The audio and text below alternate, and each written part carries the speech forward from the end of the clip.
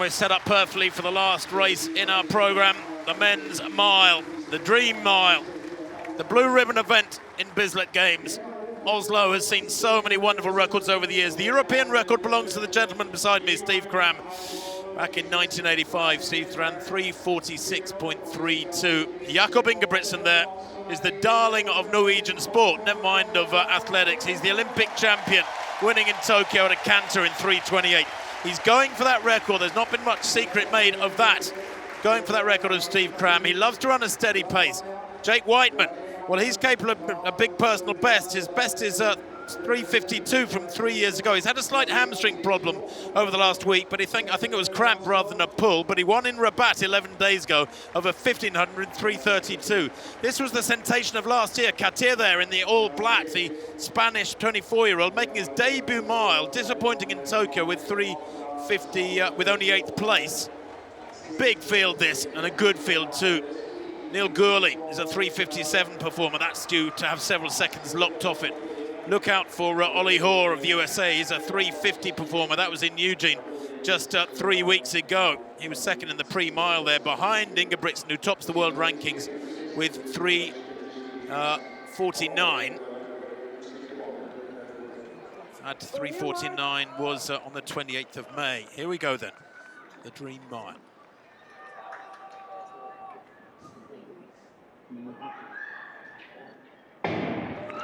Toes behind the line, gentlemen. We've all heard that many times. Now the wave light will be moving at exactly 3:46 pace.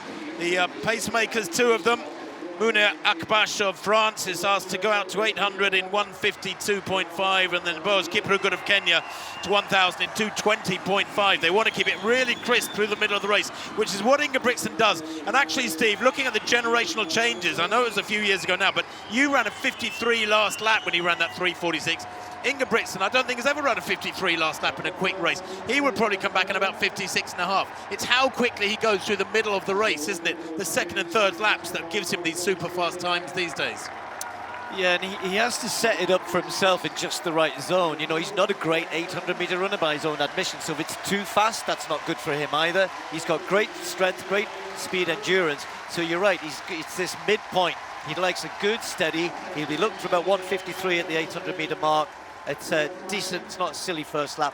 But, you know, he's under so much pressure. I almost feel sorry for him here. The expectation from this crowd and everybody is there. But Tim Bright's got to concentrate now and just keep it steady and then lift as he comes to the bell. The other two, though, are chasing hard. Two great athletes behind him. They're going to run quick times as well, but it's Ingebrigtsen who they're rising to. Well, he's the pacemaker for this pair, Ollie Hoare of Australia and Jake Whiteman in third place, looking up at the big screen. They come to the bell this time.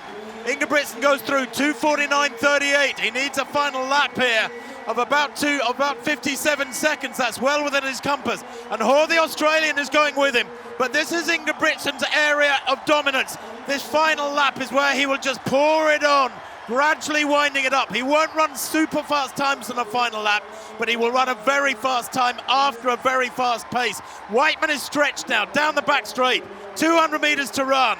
3:18 there. It is going to be quick, there's no doubt about it. Hoare surely heading for an Australian record as Ingebrigtsen still looks so relaxed. Those powerful legs drive on with 150 to go. Into the straight now. The gap opens up to the Australian behind him. Even he has had to let go. And the crowd who rose to their feet at the bell roar him on. Down the home straight.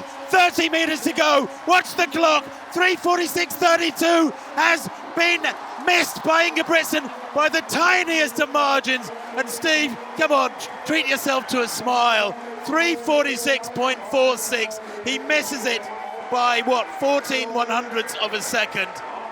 Just knocked the legs down that last home straight in the last 200 metres. It shows how tough it was, and Steve, I have to hold my hand up to you, and I know I'll give you a bit of stick, but more often than not, probably less often than I should, but actually it underlines how special that record of yours is. We've talked about it yesterday and today. It wasn't a foregone conclusion, far from it, but 3:46.32 is a tough old record. And I think you were talking about Jakob Ingebrigtsen, what a confident young man he is. I think he's probably just been had to been given a little bit of humility with that, and that won't do him any harm. No, it won't do him any harm, but he understands. He's up against good athletes here. I don't think he did anything wrong there. He was perfect at the bell, quicker than but for him, that's exactly where he needed to be. And he had company on the last lap, so he was being pushed. He had to win the race. Ollie Hoare, superb performance from him. Massive run by the Australian. That's an Australian record for him. Jake Whiteman gets a personal best run by 3:50 in third.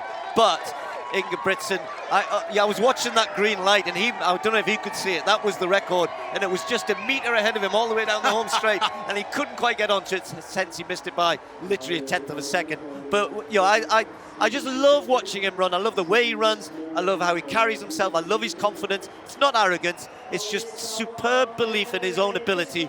She's not frightened of anything. He'll take anything on, but he also understands how hard it is, and he attacked it. He went for it. I said he was under so much pressure. It didn't quite pull it off, but what a race. You know what you said? You said that when you ran your European record 3:40, so you had a race against Seb Coes in the stands watching this, and it was more of a race than it was chasing a record. And the same there for Jakob, really. He had a race from Ollie Hoare. I mean, he can't complain. He had somebody really pushing him into the last 200 metres. He had to be concerned about those behind him.